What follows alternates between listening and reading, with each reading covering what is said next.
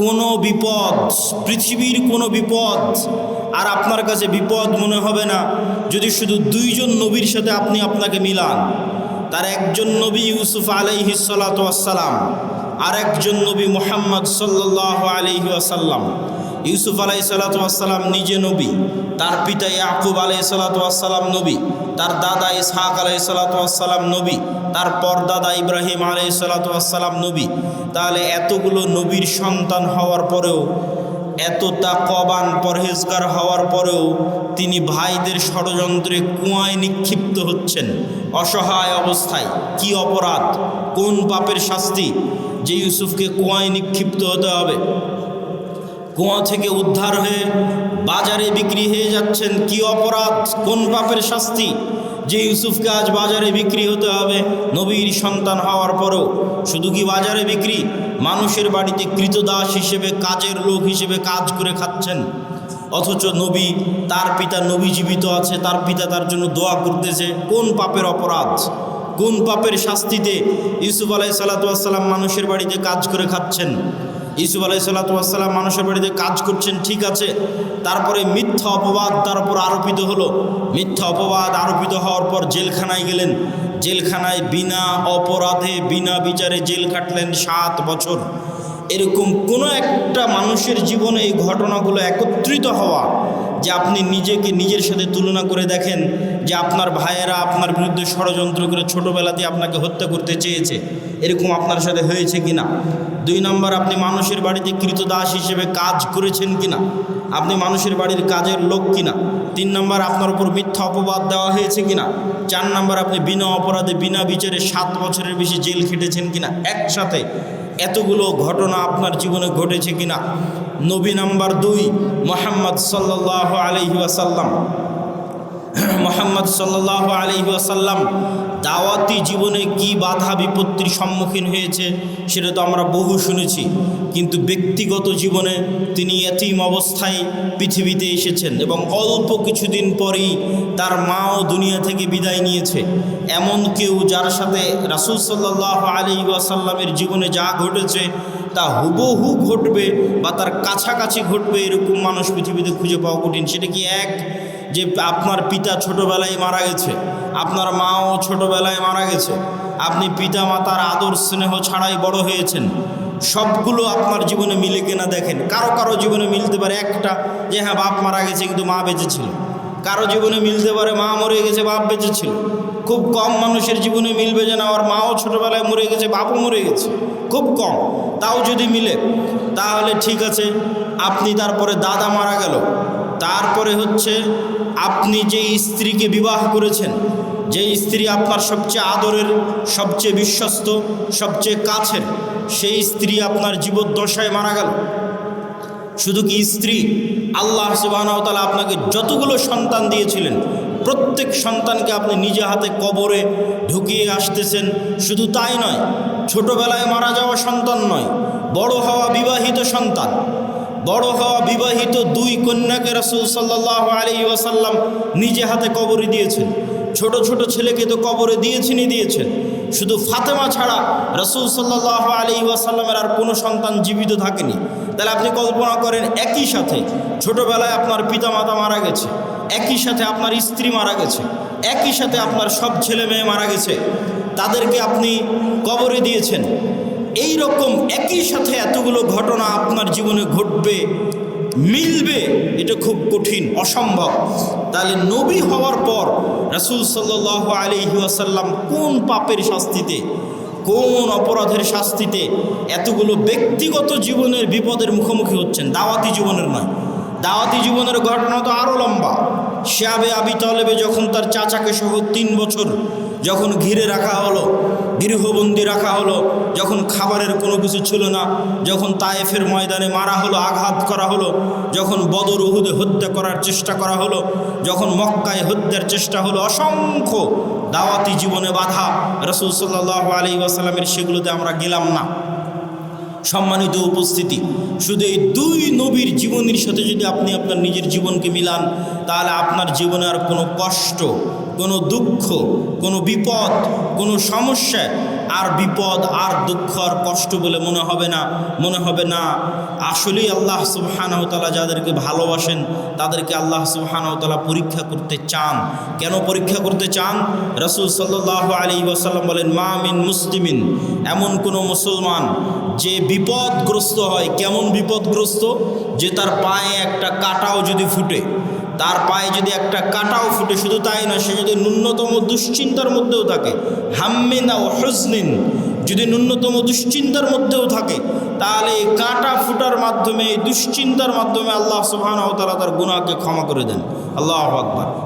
একদা গোসল করছিলেন, তখন আসমান থেকে স্বর্ণের বৃষ্টি হচ্ছে। আইয়ুব আলাইহিস সালাতু ওয়াস সালাম গোসল বাদ দিয়ে ওই স্বর্ণের বৃষ্টি, স্বর্ণ কুড়াতে গেলেন।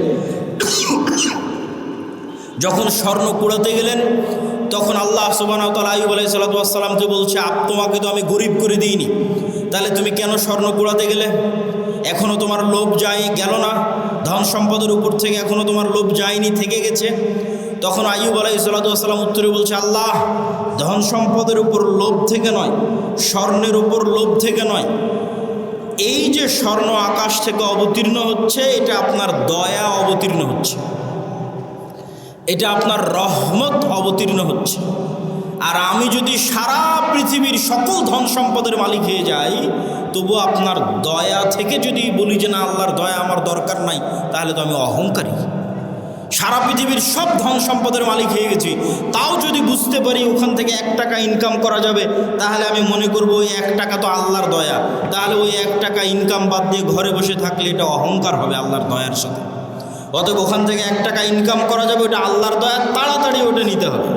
আল্লাহ সুবহানাহু ওয়া তাআলা বলছেন, ফাইদা কুজিয়াতিস সালাত ফান্তাশিরু ফিল আরজ ওয়াবতাগু মিন ফাজলিল্লাহ, যখনই তোমাদের সালাত শেষ হয়ে যায়, তখনই তোমরা বের হয়ে যাও পৃথিবীতে। যেখানে পৃথিবীতে তোমরা আল্লাহর দয়া দেখতে পাবে, সারা পৃথিবীতে আল্লাহর দয়া ছড়িয়ে ছিটিয়ে আছে, ওই দয়াগুলো জমা করো, ওই দয়াগুলো একত্রিত করো, ওই রিজিকগুলো অনুসন্ধান করো। তাহলে কোনো যুবকের পক্ষে সমীচীন হবে না, কোনো মানুষের পক্ষে সমীচীন হবে না যে সে বুঝতে পারবে ওখান থেকে 1 টাকা পাওয়া যাবে আর ওই 1 টাকা ইনকামের চেষ্টা করবে না, এটা অহংকার। আল্লাহ সুবহানাহু ওয়া তাআলা সবর, ধৈর্যের বর্ণনা দিচ্ছেন এবং তিনি ঘোষণা করছেন তিনি মুমিনদেরকে বিপদ দেন, ক্ষুধার বিপদ দেন, ভয়ের বিপদ দেন, টাকা পয়সার বিপদ দেন, ফসলাদি ধ্বংস হয়ে যাওয়ার বিপদ দেন, এমনকি জীবন পর্যন্ত নিয়ে নেন। আল্লাযীনা ইযা আসাবাতহুম মুসিবাহ ক্বালু ইন্না লিল্লাহি ওয়া ইন্না ইলাইহি রাজিউন, যখন কেউ বিপদগ্রস্ত হয়, তখন বিপদগ্রস্ত ব্যক্তি যেন বলে ইন্না লিল্লাহ ওয়া ইন্না ইলাইহি রাজিউন। এই একটা বাক্যের অর্থ যদি আপনার ভিতরে ঢুকে যায়, তাহলে বিপদ আপনার কাছে বিপদ মনে হবে না। এ বাক্যের অর্থ কি? ইন্না লিল্লাহ, আমি আল্লাহর। আমি আল্লাহর মানে আমার নিজের শরীরের কোনো কিছুর মালিকানা আমার নিজের নয়। আমার চোখ আমার কথায় চলে না, আমার কান আমার কথা শোনে না, আমার শরীর আমার কথা শোনে না। আমি শরীরকে বলবো যে আজকে আমি ½ কেজি মিষ্টি খাবো, তবুও তুমি সুগার লেভেল বাড়াবা না, আমার এ আদেশ শরীর শুনবে না। শরীরকে আল্লাহ যেভাবে তৈরি করেছে, তাতে যেভাবে মিষ্টি দিলে রক্তে যেভাবে সুগার বাড়ার কথা ওটাই হবে, আমার আদেশে কমবেও না বাড়বেও না। এভাবে পুরো শরীরের সকল কার্যক্রম একটাও আমার নির্দেশে চলে না। যেভাবে আল্লাহ সুবহানাহু ওয়া তাআলা তৈরি করেছেন সেভাবেই চলে। তাহলে আমার নিজের নাফস, নিজের রূহ, নিজের শরীরের মালিক আমি নই। এটার মালিক কে? আল্লাহ সুবহানাহু ওয়া তাআলা। যদি আমি আমার নিজেরই মালিক না হই, তাহলে আমার টাকা পয়সার মালিক আমি কিভাবে হলাম? আমার ছেলে মেয়ে সন্তান সন্ততির মালিক আমি কিভাবে হলাম? আমার বাড়ি গাড়ির মালিক আমি কিভাবে হলাম? তাহলে আমার নিজের মালিক যখন আমি নই, তাহলে আমার পকেটে থাকা টাকা পয়সা, আমার নিজের জমি, আমার বাড়ি, আমার গাড়ি, আমার ছেলে মেয়ে, এগুলো একটারও মালিক আমি নই। আরও স্পষ্ট করে বললে, আল্লাহ চাইলে তো এখন আমাকেই তুলে নিয়ে যেতে পারেন, যেহেতু আমি নিজের মালিক নই, আমি আল্লাহর অধীনস্থ, আল্লাহ আমার মালিক, তো আল্লাহ চাইলে আমাকেই তুলে নিয়ে যেতে পারেন, এটাই আমি বাধা দিতে পারবো না। সেখানে আল্লাহ যদি আমার ছেলেকে উঠিয়ে নিয়ে যায় তো আমি কি বাধা দিব? সেখানে যদি আমার টাকা হারিয়ে যায় আমি কি বাধা দিব? সেখানে যদি আমার গাড়ি অ্যাক্সিডেন্ট করে আমি কি বাধা দিব? সম্ভব নয়। তো আল্লাহ সুবহানাহু তাআলা মানুষকে এই বাক্যের মাধ্যমে ইন্না লিল্লাহি ওয়া ইন্না ইলাইহি রাজিউন এই বাক্যের মাধ্যমে বুঝাচ্ছেন যে বিপদে পড়লে এই বাক্য উচ্চারণ করতে হবে। তার প্রথম কথা হচ্ছে তুমি নিজেই নিজের মালিক নও, অতএব তোমার সব কিছুর মালিক আল্লাহ, তুমি সহ। 2 নাম্বার, ওয়া ইন্না ইলাইহি রাজিউন, তুমি মনে করছো যে আজকে আমার গাড়িটা নষ্ট হয়ে গেল, কি আফসোস। মনে করছো আমার টাকাটা হারিয়ে গেল, কি আফসোস। মনে করছো আমার মোবাইলটা হারিয়ে গেল, কি আফসোস। মনে করছো আমার ছেলে মারা গেল, কি আফসোস। তাহলে জেনে রাখো একদিন তুমিও মারা যাবা, জেনে রাখো একদিন তুমিও হারিয়ে যাবা, জেনে রাখো একদিন তুমিও ফেরত যাবা। ওয়া ইন্না ইলাইহি রাজিউন। তাহলে এখানে হতাশা, আফসোস এবং দুঃখের কিছু নাই, কেন তোমার সময়ই তো ক্ষণস্থায়ী। তুমিই চলে যেতে পারতে, তুমিই হারিয়ে যেতে পারতে, তুমিই নষ্ট হয়ে যেতে পারতে, এটা তোমার ভাগ্যে আছে। ওয়া ইন্না ইলাইহি রাজিউন, যেতে হবে তোমাকে। অতএব তোমার সাথে যেটিই ঘটুক সেটি একটাও তোমার সাথে, তোমার নিজস্ব কোনো জিনিসের সাথে ঘটেনি, বরং আল্লাহ সুবহানাহু তাআলার দেওয়া জিনিসের সাথে ঘটেছে। ওয়া মিম্মা রাযাকনাহুম ইউনফিকুন, আল্লাহ যখন মানুষকে টাকা পয়সার কথা বলেছেন তখনও বলেছেন যে এই টাকা পয়সা আমি দিয়েছি, এই রিজিক তোমরা উপার্জন করনি, আমি দিয়েছি। সবর, সবর ধৈর্য ধারণ করা কি জিনিস বলছিলাম। মুরগি যখন টোপা দিয়ে ঘিরে রাখা হয় এটাকে বলা হয় সবর, আটকে রাখা। আরবিতে আটকে রাখা মানে যখন আপনি গুনাহ থেকে নিজেকে আটকে রাখেন তখন সবর, যখন আপনি নেকির উপর নিজেকে ধরে রাখেন তখন সবর। যেমন আজকে এখানে বক্তব্য শুনে মনে মনে বললেন আজ থেকে 5 ওয়াক্ত সালাত আদায় করব, একদিনও আদায় করতে পারলেন না, তাহলে আপনার সবর নাই। মনে করলেন আজ থেকে গান শুনবো না, 7 দিন শোনা বন্ধ রাখার পর আর ধরে রাখতে পারলেন না, তার মানে সবর নাই। নিজেকে কোনো কিছুর উপর ধরে রাখা, ঠিক মুরগিকে যেমন টোপা দিয়ে আটকে রাখা হয়েছে, বেঁধে রাখা হয়েছে, ধরে রাখা হয়েছে, এরকম যে আমি প্রতিদিন সূরা ইখলাস পড়ব, কোরআন পড়ব, এটার উপর নিজেকে ধরে রাখা, ধরে রাখতে পারতেছি, একদিনও মিস যাচ্ছে না, এটা সবর। আমি গান শুনতে চাই না, শুনবো না, এটার উপর নিজেকে কতদিন ধরে রাখতে পারতেছি, এটা সবর। এই জন্য মানুষের সকল নেক আমলের মূল রহস্য হচ্ছে সবর। এই জন্য আল্লাহ সুবহানাহু তাআলা পবিত্র কোরআন মাজিদে বারবার সবরের দার্স এবং সবরের উদাহরণ এবং বিপদ আপদের কথা উল্লেখ করেছেন।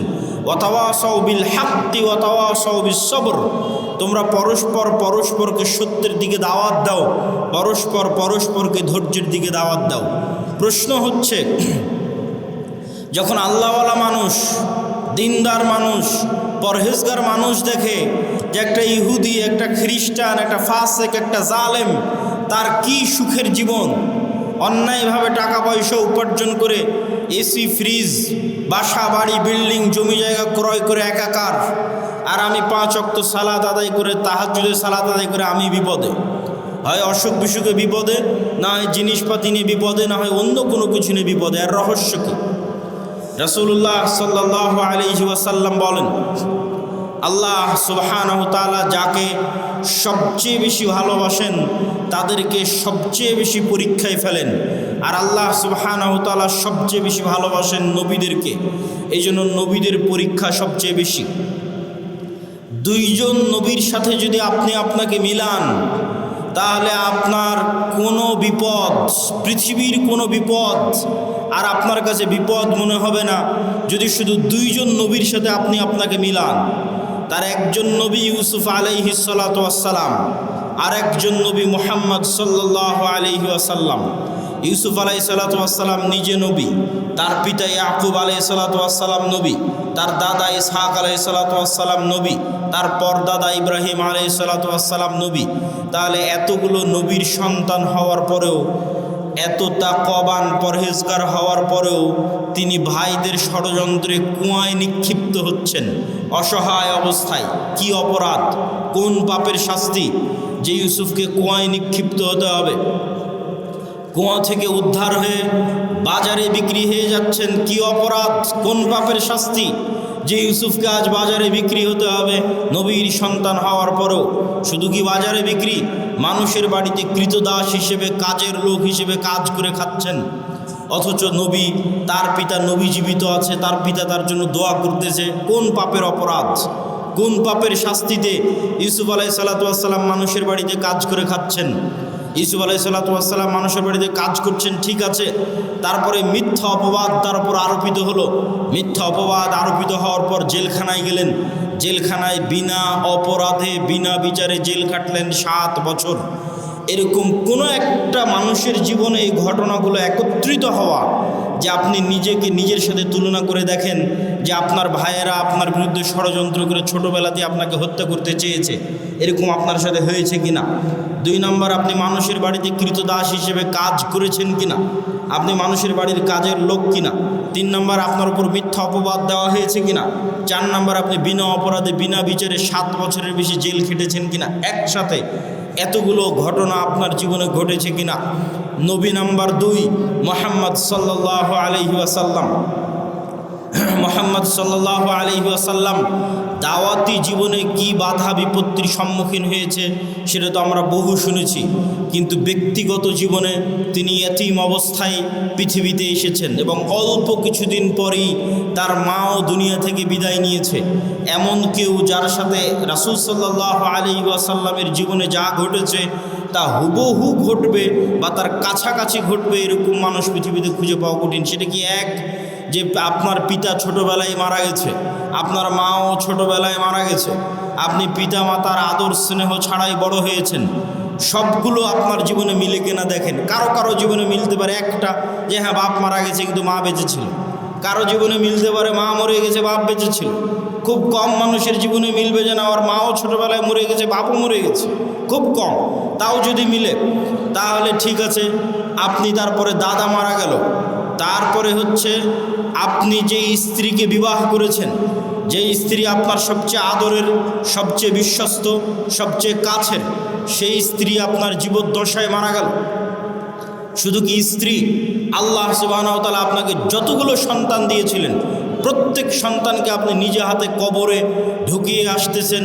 শুধু তাই নয়, ছোটোবেলায় মারা যাওয়া সন্তান নয়, বড় হওয়া বিবাহিত সন্তান, বড় হওয়া বিবাহিত 2 কন্যাকে রাসূল সাল্লাল্লাহু আলাইহি ওয়াসাল্লাম নিজে হাতে কবরে দিয়েছেন। ছোট ছোট ছেলেকে তো কবরে দিয়েছেন। শুধু ফাতেমা ছাড়া রাসূল সাল্লাল্লাহু আলাইহি ওয়াসাল্লামের আর কোনো সন্তান জীবিত থাকেনি। তাহলে আপনি কল্পনা করেন, একই সাথে ছোটোবেলায় আপনার পিতামাতা মারা গেছে, একই সাথে আপনার স্ত্রী মারা গেছে, একই সাথে আপনার সব ছেলে মেয়ে মারা গেছে, তাদেরকে আপনি কবরে দিয়েছেন। এই রকম একই সাথে এতগুলো ঘটনা আপনার জীবনে ঘটবে, মিলবে, এটা খুব কঠিন, অসম্ভব। তাহলে নবী হওয়ার পর রাসূল সাল্লাল্লাহু আলাইহি ওয়াসাল্লাম কোন পাপের শাস্তিতে, কোন অপরাধের শাস্তিতে এতগুলো ব্যক্তিগত জীবনের বিপদের মুখোমুখি হচ্ছেন? দাওয়াতি জীবনের নয়, দাওয়াতি জীবনের ঘটনা তো আরও লম্বা। শিয়াবে আবি তালেবে যখন তার চাচাকে সহ 3 বছর যখন ঘিরে রাখা হলো, গৃহবন্দী রাখা হলো, যখন খাবারের কোনো কিছু ছিল না, যখন তায়েফের ময়দানে মারা হলো, আঘাত করা হলো, যখন বদর উহুদে হত্যা করার চেষ্টা করা হলো, যখন মক্কায় হত্যার চেষ্টা হলো, অসংখ্য দাওয়াতি জীবনে বাধা রাসূল সাল্লাল্লাহু আলাইহি ওয়াসাল্লামের, সেগুলোতে আমরা গেলাম না। সম্মানিত উপস্থিতি, শুধু এই 2 নবীর জীবনের সাথে যদি আপনি আপনার নিজের জীবনকে মিলান, তাহলে আপনার জীবনে আর কোনো কষ্ট, কোনো দুঃখ, কোনো বিপদ, কোনো সমস্যা আর বিপদ আর দুঃখ আর কষ্ট বলে মনে হবে না। আসলেই আল্লাহ সুবহানাহু ওয়া তাআলা যাদেরকে ভালোবাসেন তাদেরকে আল্লাহ সুবহানাহু ওয়া তাআলা পরীক্ষা করতে চান। কেন পরীক্ষা করতে চান? রাসূল সাল্লাল্লাহু আলাইহি ওয়াসাল্লাম বলেন, মা মিন মুসলিমিন, এমন কোনো মুসলমান যে বিপদগ্রস্ত হয়। কেমন বিপদগ্রস্ত? যে তার পায়ে একটা কাঁটাও যদি ফুটে, তার পায়ে যদি একটা কাঁটাও ফুটে, শুধু তাই না, সে যদি ন্যূনতম দুশ্চিন্তার মধ্যেও থাকে, হাম্মিন ও হুজনিন, যদি ন্যূনতম দুশ্চিন্তার মধ্যেও থাকে, তাহলে এই কাটা ফুটার মাধ্যমে, এই দুশ্চিন্তার মাধ্যমে আল্লাহ সুবহানাহু ওয়া তাআলা তার গুনাহকে ক্ষমা করে দেন। আল্লাহু আকবার। এবং বিপদ বাড়তে বাড়তে বাড়তে বাড়তে এমন অবস্থায় সে দুনিয়া থেকে বিদায় নেয় যখন তার উপরে আর কোনো গুনাহই নাই, সকল গুনাহ দুনিয়াতেই মিটে গেছে। তো বিপদ মানুষের জীবনে আসতেই পারে, মুসিবাহ মানুষের জীবনে আসতেই পারে, সমস্যা মানুষের জীবনে আসতেই পারে, কিন্তু ধৈর্য ধারণ করা হচ্ছে একজন মুমিনের পরিচয়। শুধু ধৈর্য নয়, ধৈর্যেরও উপরের একটা স্তর আছে, তার নাম রেজা, সন্তুষ্টি। এই সন্তুষ্টির স্তরে খুব মজবুত ঈমান ছাড়া মানুষের পক্ষে পৌঁছা সম্ভব নয়। ধৈর্যের স্তরে মানুষ পৌঁছতে পারে, কিন্তু রেজা, সন্তুষ্টির স্তরে মানুষের পক্ষে পৌঁছা কঠিন। সন্তুষ্টি কি? সন্তুষ্টি হচ্ছে আল্লাহ সুবহানাহু ওয়া তাআলা আমার জন্য যে সিদ্ধান্ত নিয়েছেন, এই সিদ্ধান্তের উপর আমি খুশি, এই সিদ্ধান্তের উপর আমি খুশি। একদা এক মহিলা রাসূল সাল্লাল্লাহু আলাইহি ওয়াসাল্লামের কাছে আসলেন, তিনি মৃগী রোগে আক্রান্ত। আল্লাহর নবীকে তিনি বললেন, আল্লাহর নবী, আপনি আমার জন্য দোয়া করে দেন যেন আল্লাহ সুবহানাহু ওয়া তাআলা আমার মৃগী রোগ ভালো করে দেয়।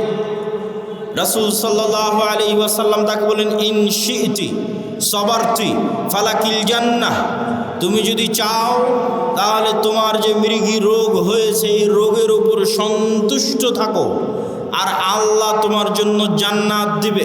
আর যদি চাও আমি তোমার মৃগী রোগ ভালো হওয়ার জন্য আল্লাহর কাছে দোয়া করে দিতে পারি। রাসূল সাল্লাল্লাহু আলাইহি ওয়াসাল্লাম একটা রোগের উপর চিকিৎসা না নিয়ে সন্তুষ্ট থাকতে বলতেছেন জান্নাতের বিনিময়ে। তখন ওই মহিলা মানুষ বলছে, ঠিক আছে, আমাকে আল্লাহ যে অসুখ দিয়েছে এই অসুখের উপর আমি সন্তুষ্ট থাকতে চাই, তবে আপনি এতটুকু দোয়া করেন যেন আমার কাপড় চোপড় খুলে না যায়। মৃগী রোগে আক্রান্ত হলে, ব্রেন ঠিক না থাকলে কাপড় চোপড় খুলে যায়, কাপড় চোপড় যেন আমি খুলে না ফেলি, সেই দোয়াটুকু আপনি করে দিয়েন। আর আল্লাহ আমাকে যে অসুস্থতা দিয়েছে এই অসুস্থতার উপর আমি রাজি, সন্তুষ্ট, খুশি। তো রেজার স্তর হচ্ছে সর্বোচ্চ স্তর, যে সর্বোচ্চ স্তরে আল্লাহ মানুষের সাথে যে ফায়সালা করে, আল্লাহ আপনার সাথে যা ঘটতেছে এটা আল্লাহর ফায়সালায় ঘটতেছে, আল্লাহর ইচ্ছায় ঘটতেছে, আল্লাহর অনুমতিতে ঘটতেছে। তো আপনার জীবনে যা ঘটতেছে এই ফায়সালার উপর যখন আপনি সন্তুষ্ট থাকেন, তথা ওই অবস্থাতেও আপনি আলহামদুলিল্লাহ বলতে পারেন।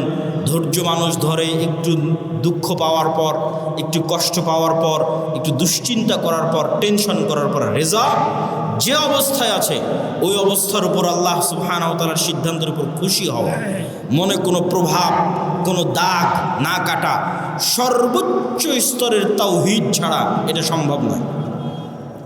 সর্বোচ্চ স্তরের তাওহীদ দিয়ে মানুষ বিনা হিসাবে জান্নাতে যাবে। সেই বিনা হিসাবে যারা জান্নাতে যাবে ওই রকম লেভেলের মানুষের পক্ষে সম্ভব যে আল্লাহ সুবহানাহু ওয়া তাআলা তার সাথে যে সিদ্ধান্ত গ্রহণ করবেন সেই সিদ্ধান্তের উপর সে রাজি খুশি থাকবে।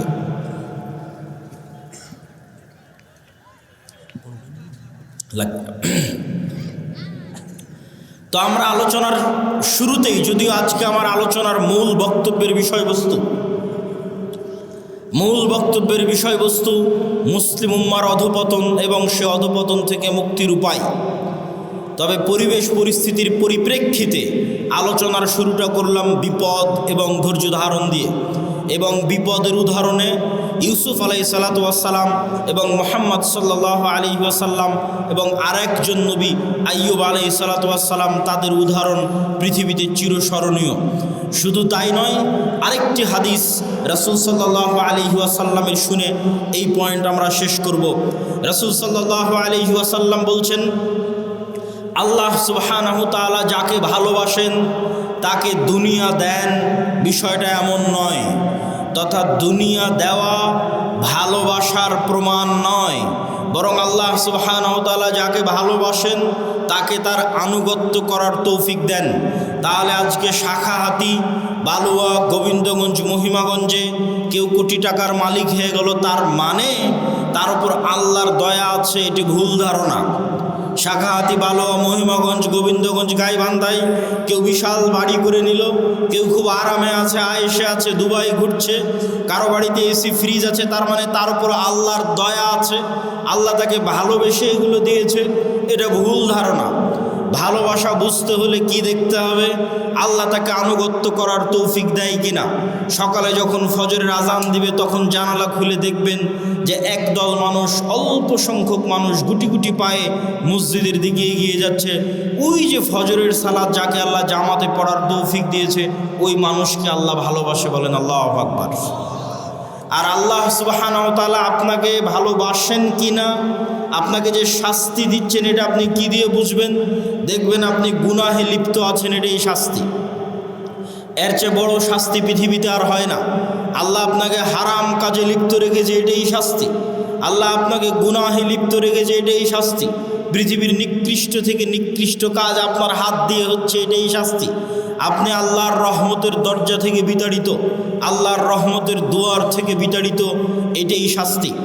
অতএব দুনিয়া পাওয়ার উপর নির্ভর করে না যে মানুষকে আল্লাহ সুবহানাহু ওয়া তাআলা ভালোবাসেন কিনা, বরং দুনিয়াতে আল্লাহ তাকে আল্লাহর আনুগত্যের তৌফিক দিচ্ছে কিনা, এইটা দিয়ে সে বুঝতে পারবে যে হ্যাঁ, আল্লাহ আমাকে 5 ওয়াক্ত নামাজ পড়ার সুযোগ দিচ্ছে, তার মানে আল্লাহর দয়া আমার উপর আছে।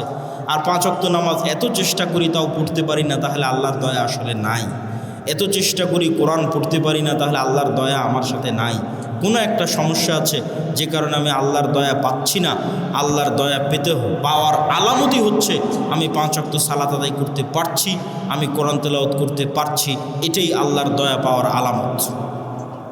আর আল্লাহ সুবহানাহু ওয়া তাআলা আপনাকে ভালোবাসেন কিনা সেটা বোঝা যাবে স্থায়ী ঠিকানা পরকাল, যেটা বহু বক্তব্যে বলেছি, ঈমান বিল গায়বে ইয়াকিন।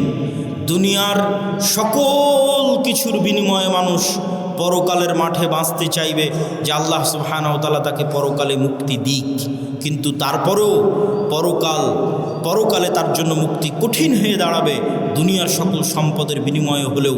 তাহলে ওই সম্পদ, ওই ধন দৌলত আপনি দুনিয়াতে আঁকড়ে ধরে থাকবেন, এইটা দিয়ে আপনি পরকালে মুক্তি পাবেন না। বরং আপনাকে এই ধন সম্পদ, এই ধন দৌলত দান করে কিয়ামতের মাঠে ধনী অবস্থায় উঠতে হবে, কিয়ামতের মাঠে কোটিপতি অবস্থায় উঠতে হবে, কিয়ামতের মাঠে কোটি কোটি টাকা আপনার হাতে থাকতে হবে, যেন কিয়ামতের মাঠে বিপদে পড়লে আপনি বাঁচতে পারেন। তো কিয়ামতের মাঠে কোটি কোটি টাকা কিভাবে থাকবে? নতুন করে কিয়ামতের মাঠে ব্যবসা বাণিজ্য করার সুযোগ নাই। যা ব্যবসা বাণিজ্য দুনিয়াতেই করে, দুনিয়াতেই সেই টাকা আল্লাহর অ্যাকাউন্টে জমা দিয়ে কিয়ামতের মাঠে কোটিপতি অবস্থায় উঠতে হবে। যে আল্লাহ 5 ওয়াক্ত সালাত ঠিক মতো আদায় করতে পারিনি, গুনাহ অনেক করে ফেলেছি, ক্ষমা করে দাও, নাহলে জান্নাত যেতে পারবো না, আল্লাহর দয়ার মুখাপেক্ষী। কিন্তু দুটো ইবাদত এমন আছে যে দুটো ইবাদতে আপনি নিশ্চিত চ্যালেঞ্জ দিয়ে বলতে পারবেন হ্যাঁ জান্নাত আমার হয়েছে, হবে, যাবো ইনশাআল্লাহ। সেই দুটো ইবাদতের একটা হচ্ছে আল্লাহর রাস্তায় জিহাদ করে জীবন দিয়ে দেওয়া। নিজের নাফস যেটা আল্লাহ আপনাকে দিয়েছে, যেটা আপনার সবচেয়ে প্রিয় সম্পদ, ওইটা হাতে করে নিয়ে আল্লাহর রাস্তায় জিহাদে বের হলেন, যুদ্ধ করে শহীদ হয়ে গেলেন, আল্লাহর রাস্তায় জীবন দিয়ে দিলেন।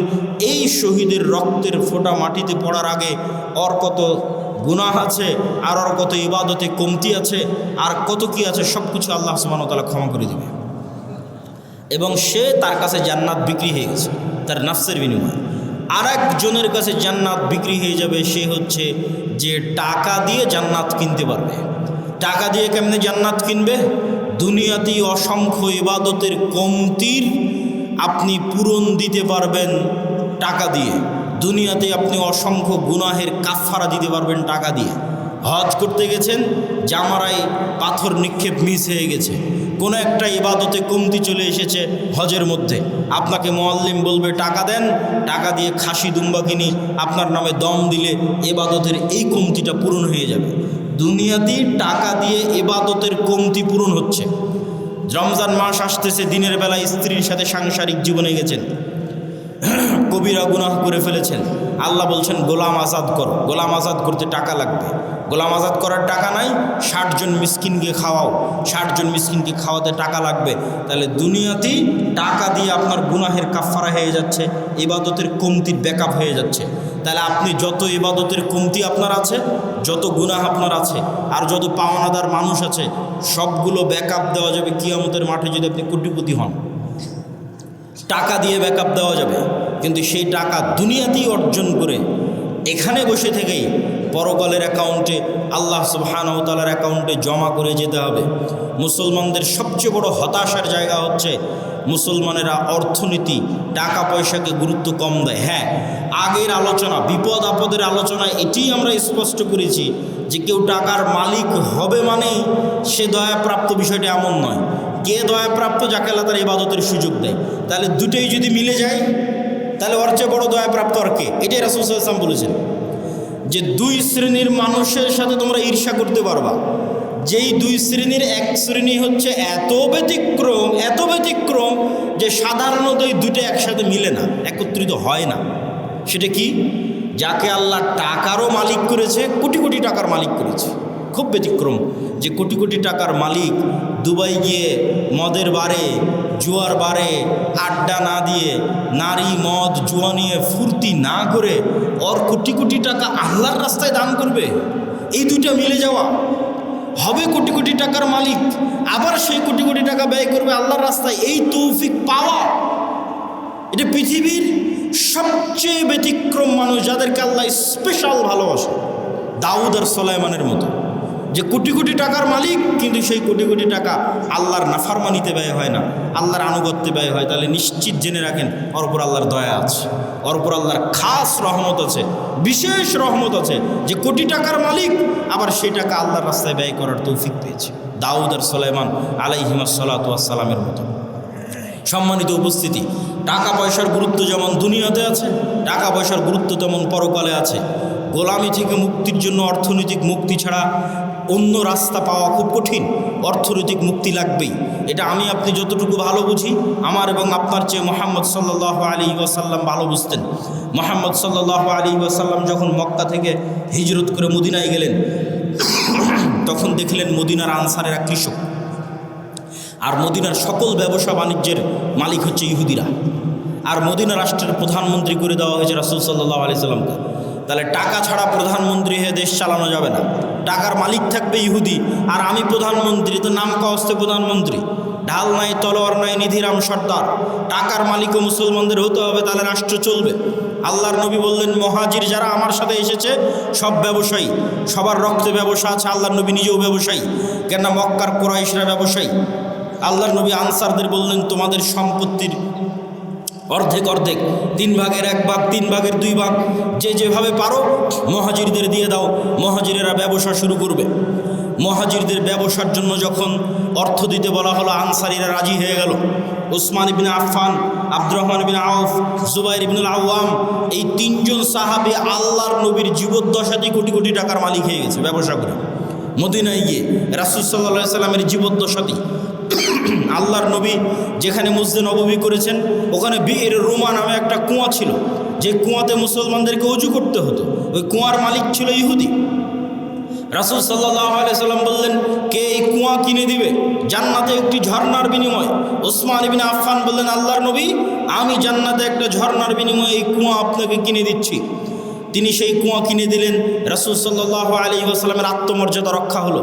নাহলে ইহুদির কাছে গিয়ে অনুরোধ করতে হতো, ভাই তুমি এই কুয়ার মালিক, মুসলমানরা উজু করবে, একটু উজু করতে দাও। এটাই গোলামি। আপনি রাসূল সাল্লাল্লাহু আলাইহি ওয়াসাল্লামের বদরের যুদ্ধ দেখেন, বদরের যুদ্ধ দেখলে মনে হবে এটি একটি ধর্মীয় যুদ্ধ, অবশ্যই ধর্মীয় যুদ্ধ, কিন্তু এখানে অর্থনৈতিক একটা বড় কারণ আছে। এইদিকে যদি কিবলা হয় তাহলে এইটা ধরতে হবে মক্কা, এইটা ধরতে হবে মদিনা, ওইটা ধরতে হবে সিরিয়া। এই সমুদ্রের পাশ দিয়ে ব্যবসায়িক বিজনেস রুট। আল্লাহর নবী যখন মদিনায় গেছে, মদিনায় গিয়ে ব্যবসায়িক রুট বন্ধ করে দিয়েছে। আবু সুফিয়ান আটকা পড়ে গেছে, মক্কায় ফিরে আসতে পারে না। তখন দূত মারফত আবু জাহালকে বলে পাঠিয়েছে যে মুহাম্মদ সাল্লাল্লাহু আলাইহি ওয়াসাল্লামের সাহাবীরা বিজনেস রুট বন্ধ করে দিয়েছে, তাড়াতাড়ি এসে আমাদের উদ্ধার করো। তখন আবু জাহাল মক্কা থেকে 1000 সেনাবাহিনী নিয়ে রওনা দিয়ে বদরে গিয়ে যুদ্ধ করেছে। বদর মদিনা থেকে 300 কিলোমিটার দূরে সমুদ্রের দিকে, যে সমুদ্র হচ্ছে ব্যবসায়িক রাস্তা।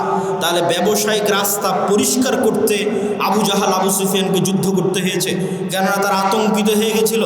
আজকে মুহাম্মদ সাল্লাল্লাহু আলাইহি ওয়াসাল্লামের মদিনায় যাওয়া 1 সপ্তাহ হয়নি, 10 দিন হয়নি, তাতে আমাদের ব্যবসায়িক রাস্তা বন্ধ। যদি মদিনা আরও শক্তিশালী হয়, আমরা মক্কার মানুষ কি করে খাবো? সিরিয়াতে তো আমাদের ব্যবসার রাস্তা বন্ধ হয়ে যাবে। তাহলে বদরের যুদ্ধ দেখতে মনে হলেও ধর্মীয় যুদ্ধ, তার পিছনে অর্থনৈতিক বড় একটা কারণ আছে। রাসূল সাল্লাল্লাহু আলাইহি ওয়াসাল্লাম খুব ভালোভাবে জানতেন টাকার প্রয়োজন আছে।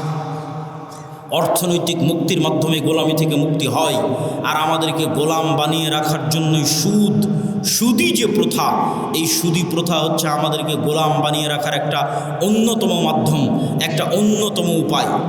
সম্মানিত উপস্থিতি, আমরা আলোচনা করছিলাম যে অর্থনৈতিক ইবাদত, বিপদ আপদের সাথে সম্পৃক্ত রেখে আমরা অর্থনৈতিক ইবাদতের আলোচনার মধ্যে ঢুকেছি। আলোচনার এ পর্যায়ে এসে আজকে যারা এখানে প্রোগ্রামের আয়োজন করেছে তাদের সহযোগিতা করার জন্য আপনাদেরকে উদাত্ত আহ্বান জানিয়ে, যদি তাদের স্বেচ্ছাসেবকগণ আপনাদের মধ্যে যায়, তাহলে তাদের এই মক্তব কার্যক্রম, তাদের দ্বীনি সেবামূলক কার্যক্রম কেউ যেতে চাইলে আমি এখনই যাওয়ার জন্য বিশেষভাবে অনুরোধ করব। যদি তারা যায় তাহলে আপনারা অবশ্যই একটা ঘটনা শুনেন এবং সেই ঘটনার সাথে সাথে দানও করতে থাকেন।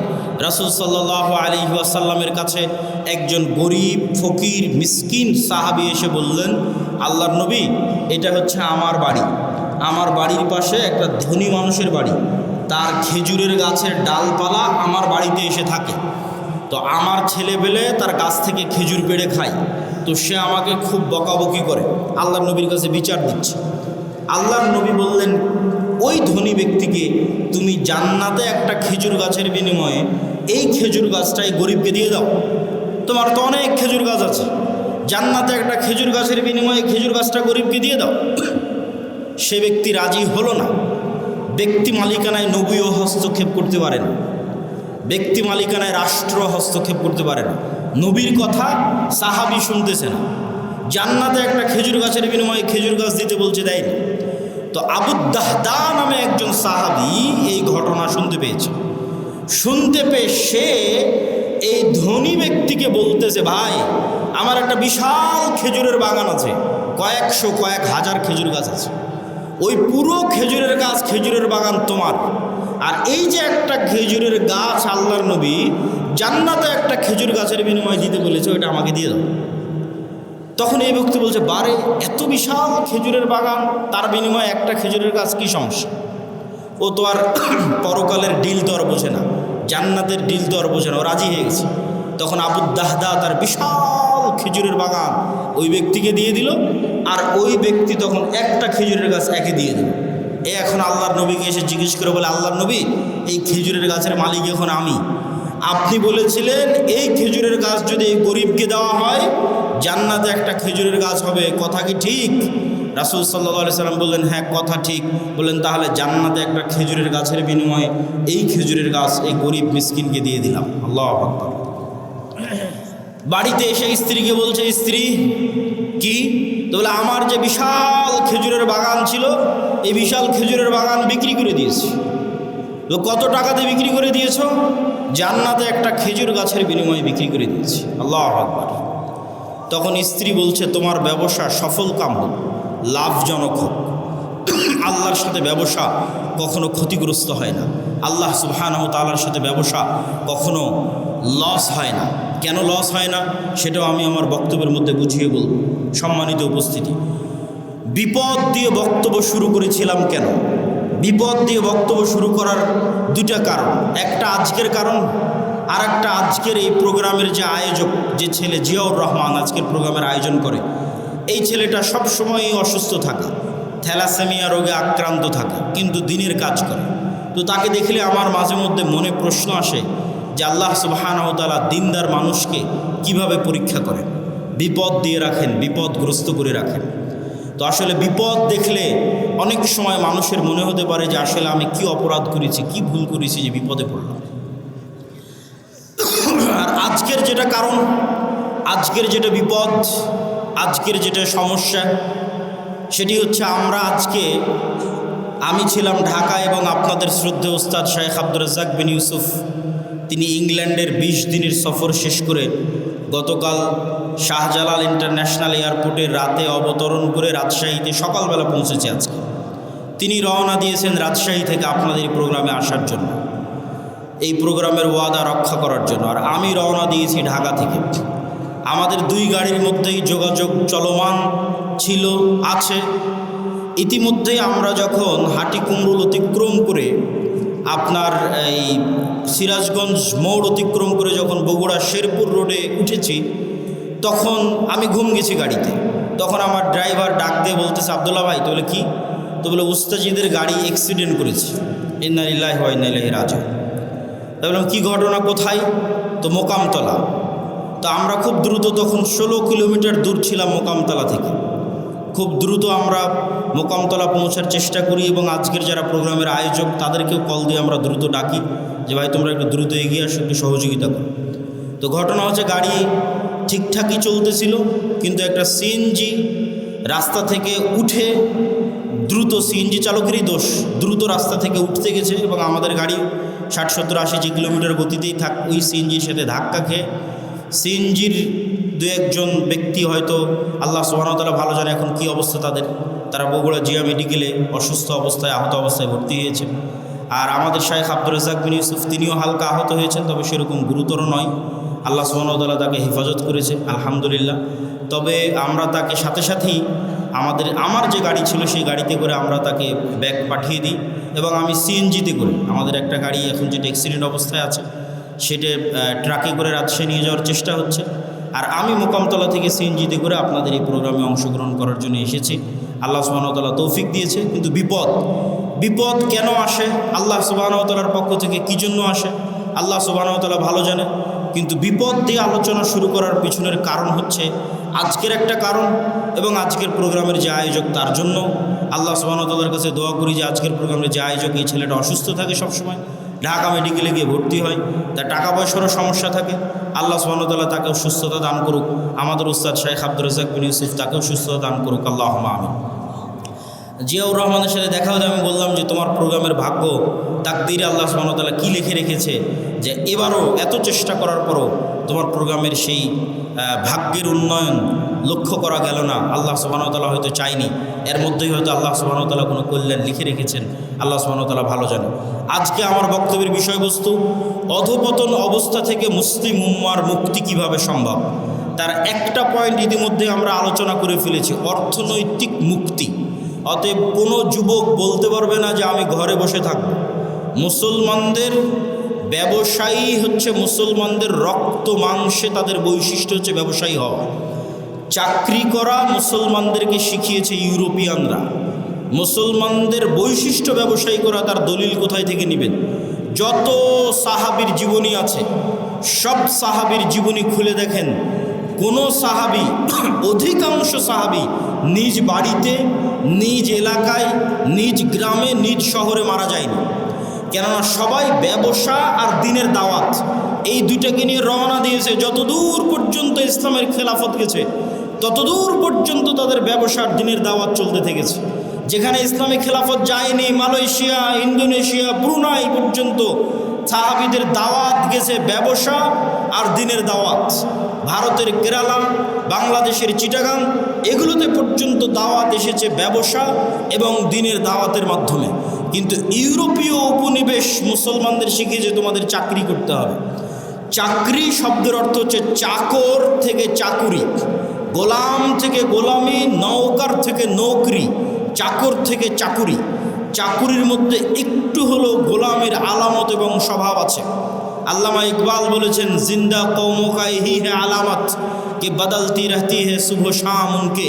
বলছে জীবিত কওমকে, কোন জাতিকে দেখলে বুঝবা যে এই গ্রামের মানুষ এখনো বেঁচে আছে, এই মুসলিম উম্মাহ এখনো বেঁচে আছে, বাংলাদেশের মানুষেরা এখনো বেঁচে আছে। যদি দেখো তাদের প্রতিদিনের সকাল সন্ধ্যা পরিবর্তন হচ্ছে, তাদের প্রতিদিনের সকাল সন্ধ্যা যদি পরিবর্তন হচ্ছে দেখো, তাহলে বুঝবা বেঁচে আছে।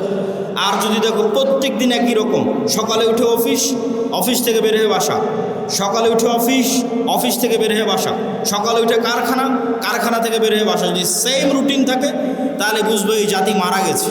কেন?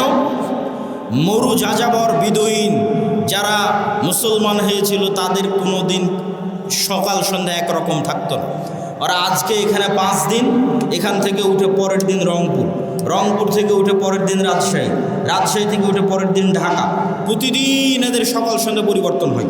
আর যারা ব্যবসায়ী এদের কোনো দিন সকাল সন্ধ্যা এক থাকে না। আজ এই উদ্যোগ, কাল এই সমস্যা, কাল এই প্রবলেম, আজকে এই সমস্যা, আজকে এই উদ্যোগ। প্রতিদিন তাদেরকে নতুন নতুন চ্যালেঞ্জ, নতুন নতুন প্রবলেম মোকাবেলা করে ব্যবসা করতে হয়। তাহলে বুঝতে হবে এরা জীবিত আছে। ব্যবসায়ী হতেই হবে, ব্যবসায়ী হওয়ার চেষ্টা যুবক সমাজকে করতেই হবে। কেন? তার একটা দলিল দিই। আইয়ুব আলাইহিস সালাতু ওয়াস সালাম একদা গোসল করছিলেন, তখন আসমান থেকে স্বর্ণের বৃষ্টি হচ্ছে। আইয়ুব আলাইহিস সালাতু ওয়াস সালাম গোসল বাদ দিয়ে ওই স্বর্ণের বৃষ্টি, স্বর্ণ কুড়াতে গেলেন।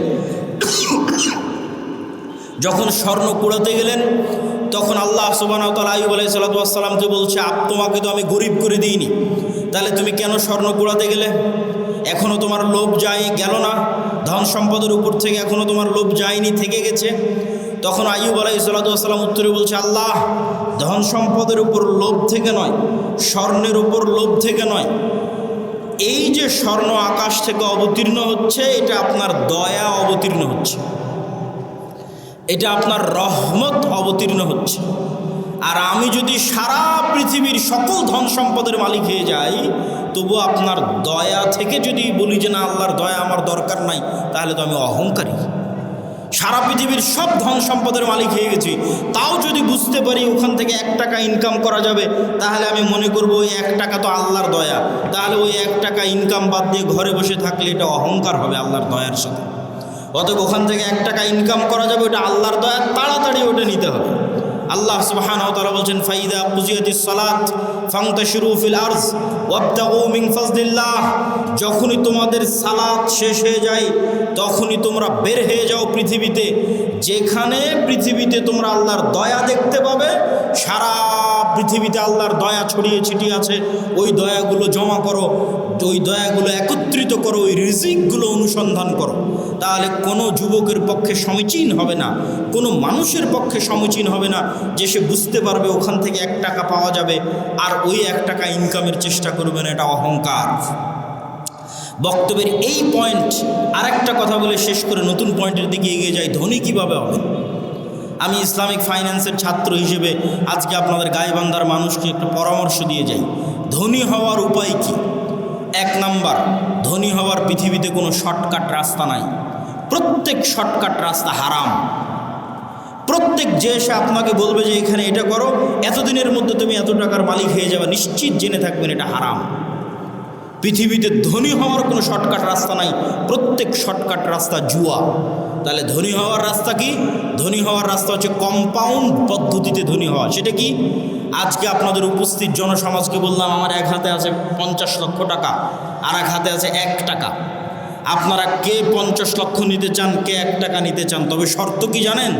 এই 50 লক্ষ টাকা থেকে 1 টাকাও বাড়বে না, আর এই 1 টাকা থেকে প্রতিদিন এই 1 টাকাটা দ্বিগুণ হবে।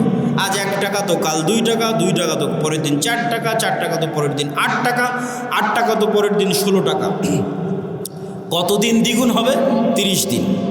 তা আপনারা এখানে বসে থেকেও যদি এখন ক্যালকুলেশন করেন, আপনার মনে হবে আরে বাড়তে তো 8 টাকা, 8 টাকা থেকে 16 টাকার কতই বাড়বে, 16 টাকা থেকে 32 টাকা, তার চেয়ে ভালো এই 50 লক্ষ টাকা এটা নিয়ে নিয়ে। আপনি তাহলে ধনী হতে পারবেন না। আপনি এখনও ব্যবসা বুঝেন না, আপনি এখনও জুয়ার মধ্যে আছেন। মনে করতেছেন ব্যবসা মানে মনে হয় জুয়া, যে একটা গেম খেলে নিলাম একবারে ধনী হয়ে গেলাম। এখান থেকে উঠে গিয়ে হিসাব করবেন যে এই 1 টাকা দ্বিগুণ হতে হতে 30তম দিনে কত হবে? 1 কোটি টাকার বেশি হবে। ক্যালকুলেটরে অথবা মোবাইলে বক্তব্যের শেষে হিসাব করবেন যে 1 টাকা থেকে 2 টাকা, 2 টাকা থেকে 4 টাকা, 4 থেকে 8 টাকা, 8 টাকা থেকে 16 টাকা, দ্বিগুণ হতে হতে 30তম দিনে কত হয়? 30তম দিনে 1 কোটি টাকার বেশি হয়ে যাবে। তাহলে ধীর স্থিরভাবে টাকা বাড়তে থাকবে। এটা হলো ধনী হওয়ার রাস্তা। ধনী হওয়ার 2 নম্বর রাস্তা, ধরেন আপনাকে 50 লক্ষ টাকা দিয়ে দিলাম, যে যাও তোমাকে 50 লক্ষ টাকা দিয়ে দিচ্ছি। এখন তুমি ধনী হবা কি না এটা নির্ভর করছে তোমার মেন্টালিটির উপর, মানসিকতার উপর। কে ধনী হবে 50 লক্ষ টাকা নিয়ে, কে ধনী হবে না? বুঝেন, যে 50 লক্ষ টাকা নিয়ে গিয়ে চিন্তা করবে আরে 50 লক্ষ টাকা পেয়েছি, তাহলে 50 লক্ষ টাকা থেকে একটা গাড়ি কিনি, মোটরসাইকেল কিনি, তারপরে একটা গাড়ি কিনি 20 লাখ টাকা দিয়ে, বাড়ি করি 30 লাখ টাকা দিয়ে। আর কি করা যায়?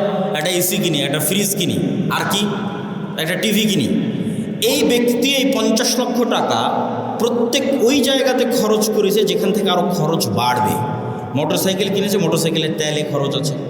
গাড়ি কিনেছে, এই যে গাড়ি আজকে আমাদের অ্যাক্সিডেন্ট হলো, গাড়িতে খরচ বাড়বে। গাড়ির গাড়ির টায়ার নষ্ট হবে, চাকা নষ্ট হবে, ওটা নতুন করে কিনতে হবে। প্রতিদিন মোবাইল লাগবে, মোবাইল দিতে হবে।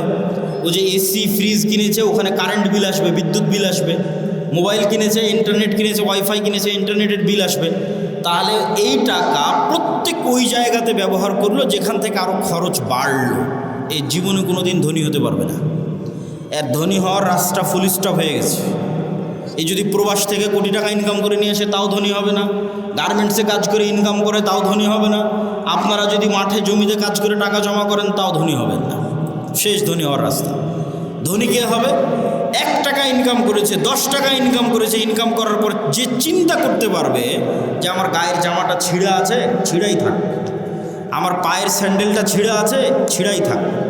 আমার বাড়ি মাটির আছে, মাটিরই থাক। আগে 10 টাকা এমন জায়গায় ব্যয় করি যেখান থেকে আর 1 টাকা ইনকাম হবে, যেখান থেকে আর 1 টাকা ইনকাম বের হয়ে আসবে, ওই জায়গাতে আগে ব্যয় করি এই 10 টাকা। এই ব্যক্তি ধনী হয়ে যাবে। সময় লাগবে, 30 বছর সময় লাগবে, কিন্তু এই যে কম্পাউন্ড ওয়েতে আস্তে আস্তে বাড়তে বাড়তে শেষের দিকে গিয়ে কোটিপতি হয়ে যাবে দ্রুত। শেষে গিয়ে দ্রুত কোটিপতি হবে, শুরুতে অত দ্রুত হবে না, কিন্তু ওর পদ্ধতি ঠিক আছে। আর 10 টাকা ইনকাম করে বলবেন আজকে নতুন জামা লাগবে, 10 টাকা ইনকাম করে বলবে আজকে নতুন স্যান্ডেল লাগবে, আজকে এসি ফ্রিজ লাগবে, জীবনে ধনী হবে না। যে টাকা এমন জায়গায় ব্যয় করতে পারে যেখান থেকে আবার টাকা ইনকাম হওয়ার রাস্তা তৈরি হবে, এ ধনী হয়ে যাবে, আজকে যতই গরিব থাকুক। তাহলে মুসলমানদের ধনী হওয়া ছাড়া, অর্থনৈতিক মুক্তি ছাড়া গোলামি থেকে মুক্তির রাস্তা নাই। আজকের পুরো পৃথিবী টিকেই আছে ডলারের গোলামির উপর। ভেনেজুয়েলার প্রেসিডেন্টকে হাত পা বেঁধে তুলে নিয়ে যাওয়ার কারণ কি? টাকা, তেল। আজকে মুসলমানেরা মুক্তি পাচ্ছে না কেন? ডলার ভিত্তিক অর্থনীতির গোলাম। সব IMF, ওয়ার্ল্ড ব্যাংকের কাছ থেকে লোন নিয়ে রেখেছে। সারা পৃথিবীর সকল অর্থনীতির কন্ট্রোল ইহুদিদের আছে। তাহলে মুসলমান বলবে আমি ঘুমাবো, বসে থাকবো, ফ্রি ফায়ার পাবজি খেলবো, ব্যবসা করবে না, টাকা পয়সা ইনকাম করবে না, মুক্তি হবে? এটা অসম্ভব। ব্যবসা করতে হবে, টাকা পয়সা ইনকাম করতে হবে। আল্লাহ সুবহানাহু ওয়া তাআলা কবুল করুক, আল্লাহুম্মা আমিন। গোলামি থেকে মুক্তির জন্য 2 নম্বর করণীয় ঈমান বিল গায়বে ইয়াকিন এবং সর্বোচ্চ তাওহীদে বিশ্বাস। আল্লামা ইকবাল লিখেছেন, ये दौर अपने बराहिम की तलाश में है। আজকের যুগে মুসলমানদের মুক্তির একটাই রাস্তা। আজকে মুসলমানদের মধ্যে একজন ইব্রাহিম আলাইহিস সালাম লাগবে। নাই, ইব্রাহিম আলাইহিস সালাম নাই মুসলমানদের মধ্যে। আল্লামা ইকবাল গবেষণা করে দেখেছে, অনুসন্ধান করে দেখেছে, মুসলমানদের মধ্যে সালাত আদায়কারী আছে, রোজাদার আছে, দানবীর আছে। ইব্রাহিম আলাইহিস সালামের মতো সর্বোচ্চ তাওহীদে বিশ্বাসী নেই। আপনারা আহলে হাদিস মানুষ মনে করছেন আমরা তো কবরে যাই না, আমরা তাবিজ কবজ ব্যবহার করি না, আমরা শিরক করি না, তাহলে আমাদেরও কিসের তাওহীদে কমতি আছে? সেটা কোথায়? ইব্রাহিম আলাইহিস সালাতু ওয়াস সালামের তাওহীদ মানে তার হৃদয় শুধু ওই কবর আর শিরক থেকে মুক্ত নয়, তার হৃদয় টাকার প্রভাব থেকে মুক্ত, নেশার প্রভাব থেকে মুক্ত, নারীর প্রভাব থেকে মুক্ত, ক্ষমতার প্রভাব থেকে মুক্ত। কোনো একটার প্রলোভন দেখিয়ে তাকে আল্লাহর আনুগত্য থেকে দূরে করা যাবে না। তুমি আহলে হাদিস হলে কি হবে? সালাফি হলে কি হবে? কবরে পূজা না দিলে কি হবে? তুমি তো বিড়িখোর, সিগারেটখোর, বিড়ি সিগারেটের নেশায় আছো। তাহলে তোমার ইলাহকে ওই বিড়ি সিগারেট। ইলাহাহু হাওয়া, যার নাফসকে সে নিজের ইলাহ বানিয়ে নিয়েছে। তুমি টাকার জন্য হালাল হারাম বাস বিচার না করেই টাকার জন্য পাগল, তাহলে তোমার ইলাহকে টাকা। তুমি ক্ষমতার জন্য বাস বিচার না করে মানুষ হত্যা করতে পারো, মিছিল মিটিং করতে পারো, মিথ্যা কথা বলতে পারো, তাহলে তোমার ইলাহকে ক্ষমতা। তাহলে যার অন্তরে হয় ক্ষমতার প্রভাব আছে, না হয় নারীর প্রভাব আছে, না হয় টাকার প্রভাব আছে, না হয় জুয়ার প্রভাব আছে, না হয় অন্য কোনো নেশার প্রভাব আছে, এ তাওহীদপন্থী নয়। এই ইব্রাহিম আলাইহিস সালাতু ওয়াস সালামের উত্তরসূরি নয়। যতই শিরকে আকবার না করুক, বড় শিরক না করুক, ইব্রাহিম আলাইহিস সালাম কে? যার হৃদয় শুধু ওটাই চায় যেটা আল্লাহ বলেছে, তার হৃদয় ওটাই ভালোবাসে যেটা আল্লাহ ভালোবাসে, তার হৃদয় ওটাই ঘৃণা করে যেটা আল্লাহ ঘৃণা করে। এটা এত সহজ নয়।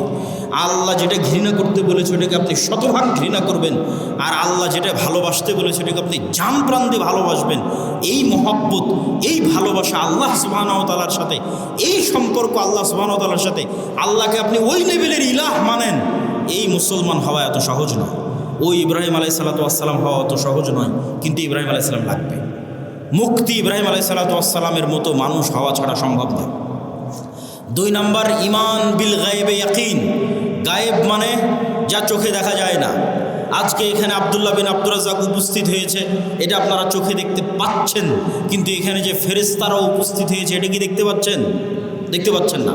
কিন্তু ফেরেশতারা যে উপস্থিত হয়েছে ওটাকে যেই দিন এইভাবে বিশ্বাস করতে পারবেন, যেভাবে এখন আমাকে দেখে যেটা আপনার অন্তরে যেই মাত্রার বিশ্বাস, যেখানে আব্দুল্লাহ বিন আব্দুর রাজ্জাক উপস্থিত আছে, এই মাত্রার বিশ্বাস যেই দিন হবে যেন এখানে আমার পাশে ফেরেশতারা বসে আছে, এটার নাম ঈমান বিল গায়বে ইয়াকিন। এটা হচ্ছে দেখতে পাওয়া, ভিজুয়ালাইজ করা। কবরকে আপনি দেখতে পাচ্ছেন, জান্নাতকে আপনি দেখতে পাচ্ছেন, জাহান্নামকে আপনি দেখতে পাচ্ছেন। আপনি কল্পনা করেন, আসহাবুল উখদুদের ঘটনা বলছিল তাওহীদ ভাই, ওমা নাকামু মিনহুম ইল্লা ইউমিনু বিল্লাহিল আজিজিল হামিদ, বলছে যে আগুনের মধ্যে ঢুকে যাচ্ছে। ঘটনা তো ভাই বলেছে, আমি শুধু লজিক বলি। ওদের বাড়ি আছে, ঘর আছে, বাড়ি ঘর রেখে সাক্ষাৎ আগুনের মধ্যে কিভাবে ঢোকে? একটা রাস্তা ছাড়া ওই আগুনের মধ্যে ঢুকার কোনো রাস্তা নেই। আপনি পারবো না। পারবো একটা শর্ত পূরণ করলে। সেটা কি?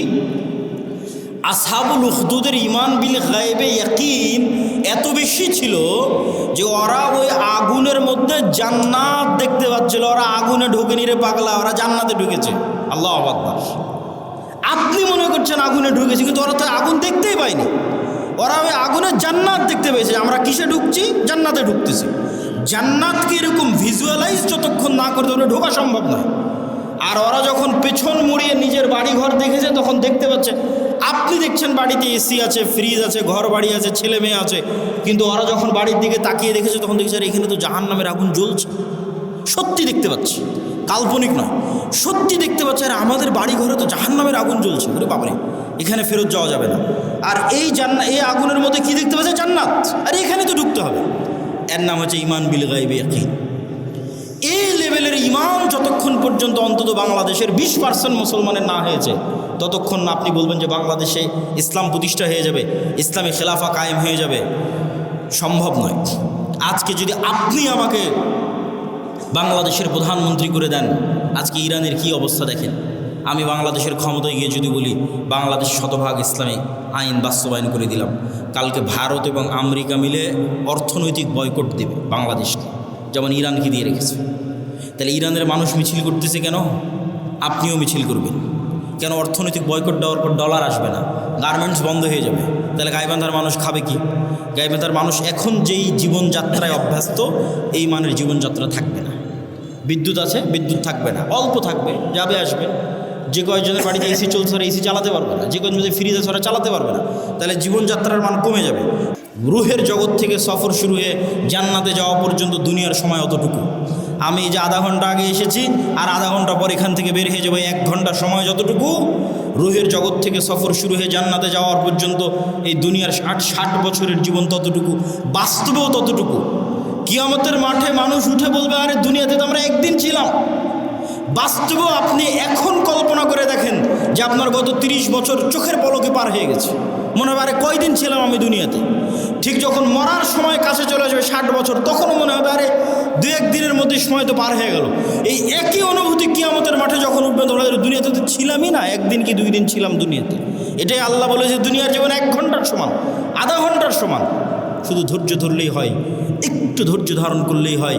আল্লাহ সুবহানাহু ওয়া তাআলার কাছে পৌঁছার জন্য প্রস্তুত থাকার চেষ্টা করতে পারে। ঈমান বিল গায়বে ইয়াকিন, এটা ছাড়া মুসলমানদের মুক্তি হবে না। আর 2টা কাজ করতে হবে মুসলমানদেরকে। টাকা ইনকাম করার কথা বলেছি, আরও 2টা কাজ আছে। 1, নেতা হওয়ার জন্য 2টা শর্ত পূরণ করতে হবে। সত্যবাদিতা, ন্যায়পরায়ণতার শর্ত, শিক্ষা এবং জ্ঞানের শর্ত। বুঝেন, আল্লাহ সুবহানাহু ওয়া তাআলা এই পৃথিবীকে যেই ফাংশনের উপর ডেভেলপ করেছে, এই ফাংশন সবার জন্য সমান। এই যে মোবাইল, এই মোবাইলের যেখানে চাপ দিলে লাইট জ্বলবে, এখানে যদি আমি চাপ দিই তাও লাইট জ্বলবে, এখানে ডোম চামার ম্যাথর মুচি হিন্দু বৌদ্ধ খ্রিস্টান যে চাপ দেয় তাও লাইট জ্বলবে, কেননা ওটা ওইভাবেই ফাংশন করা আছে। তো আল্লাহ এই পৃথিবীকে কিছু সিস্টেমের উপর ডেভেলপ করেছে। এখানে কিছু বাটন আছে, যেই সমস্ত বাটনে চাপ দিলে পরের রেজাল্ট বের হয়ে আসে। তো আল্লাহ তার নিজের তৈরি করার নিয়ম ভাঙ্গে না, খুব কম ভাঙ্গে। আল্লাহ আগুনকে তৈরি করেছে পুরানোর জন্য। ওই যে আসহাবুল উখদুদ ওরা কত তাকওয়াবান পরহেজগার, ওরা আগুনের মধ্যে ঢুকে গেছে, আগুন পুড়িয়ে দিয়েছে। আগুন বলেনি যে এরা আল্লাহওয়ালা মানুষ, এদের পুড়াবো না। আল্লাহ তরবারিকে তৈরি করেছে কাটার জন্য। আল্লাহর নবী চাচা হামজা পর্যন্ত কেটে গেছে তরবারিতে। তরবারি বলেনি আরে এটা তো হামজার শরীর কাটবো না, না, নিয়ম নিয়ম। আল্লাহ খুব কম সময় নিয়ম ভাঙে। শুধুমাত্র ইব্রাহিম আলাইহিস সালামের সময় নিয়ম ভেঙেছে। আগুনকে বলছে আগুন কুলনা ইয়া নারু কুনি বারদাওয়া সালামান আলা ইব্রাহিম, তোমার কাজ পোড়ানো, তবে আজকে নয়। কিন্তু সাধারণত আল্লাহ নিয়ম ভাঙে না। তাহলে আল্লাহ পৃথিবীকে তৈরি করেছে একটা নিয়মের উপর। সেই নিয়মটা হচ্ছে যে জ্ঞান এবং শিক্ষার বাটনে চাপ দিবে ও অটোমেটিক শক্তিশালী এবং নেতা হয়ে যাবে। এটার উপর পৃথিবী দাঁড়িয়ে আছে। পৃথিবীর ফাংশনের মধ্যে একটা ফাংশন যে জ্ঞান এবং শিক্ষা অর্জন করবে ও অটোমেটিক শক্তিশালী হবে, নেতা হবে। এখন ইহুদি খ্রিস্টান ইউরোপ আমেরিকা ইসরায়েল তাদের ছেলেমেয়েরা জ্ঞান এবং শিক্ষা অর্জন করবে, আর গাইবান্ধা মহিমাগঞ্জ গোবিন্দগঞ্জের যুবকেরা যদি free fire PUBG Facebook IPL BPL জুয়া অনলাইন বেটিং নেশা বিড়ি সিগারেট গাঁজা এগুলো নিয়ে ব্যস্ত থাকে, তাহলে আল্লাহ বলবেন না যে এই ইহুদি খ্রিস্টানেরা তোরা যতই জ্ঞান অর্জন কর তোদেরকে নেতা বানাবো না, আমার গাইবান্ধা গোবিন্দগঞ্জে একটা মদখোর জুয়াখোর বান্দা আছে ওকে নেতা বানাবো। কথা কি আমার বোঝা যায়? আল্লাহ সুবহানাহু ওয়া তাআলা তার নিয়ম ভাঙবেন না। অতএব তুমি যদি মনে করো আমাকে নেতা হতে হবে, তাহলে ওই বাটনে চাপ দিতেই হবে যেই বাটন নেতা হওয়ার জন্য আল্লাহ পৃথিবীতে দিয়ে রেখেছে, সেটা হচ্ছে জ্ঞান এবং শিক্ষা। জ্ঞান অর্জন করতে হবে, পড়তে হবে। আদম আলাইহিস সালাম সবচেয়ে জ্ঞানী, আল্লাহ সুবহানাহু ওয়া তাআলা সবচেয়ে জ্ঞানী। জ্ঞান আল্লাহর বৈশিষ্ট্য, জ্ঞান আদম আলাইহিস সালামের বৈশিষ্ট্য। তলুতকে নেতা বানানো হয়েছে জ্ঞানের কারণে। অতএব যুবক সমাজ তোমাদের জ্ঞান অর্জন করতে হবে। তারপরের পয়েন্ট কি? ন্যায়পরায়ণতা, সত্যবাদিতা। বানু ইসরায়েলের ইতিহাস বহু বক্তব্যে আমি আলোচনা করেছি। বানু ইসরায়েলের ইতিহাসের সামারি কি? নবীর সন্তানেরা কিভাবে গোলাম হয়ে গেল, গোলাম হওয়ার কারণে কি কি বিকৃতি আসলো। এই যে এক্ষুনি ইউসুফ আলাইহিস সালামের গল্প বললাম, ইব্রাহিম ইসহাক ইয়াকুব ইউসুফ তাদের ছেলেরাই বানু ইসরাইল, এরা ফেরাউনের গোলাম হয়ে গেল। 300 বছর গোলাম থাকলো। গোলাম হওয়ার পর মুসা আলাইহিস সালাম এসে এদের বাঁচালো। বাঁচানোর পর গোলামির কারণে কি কি পরিবর্তন হলো নবীর ছেলেদের। ইব্রাহিমের ছেলেদের কি কি পরিবর্তন আসলো গোলামির কারণে। আল্লাহ বলছেন যাও যুদ্ধ করতে হবে জেরুজালেমে। নবীর ছেলেরা কি বলে? ইযহাব আনতা ওয়া রাব্বুকা ফাকাতিলা, তুমি আর তোমার আল্লাহ গিয়ে যুদ্ধ করো। তারা ইব্রাহিম আলাইহিস সালামের ছেলে। আল্লাহ বলছেন এটা তাওরাত।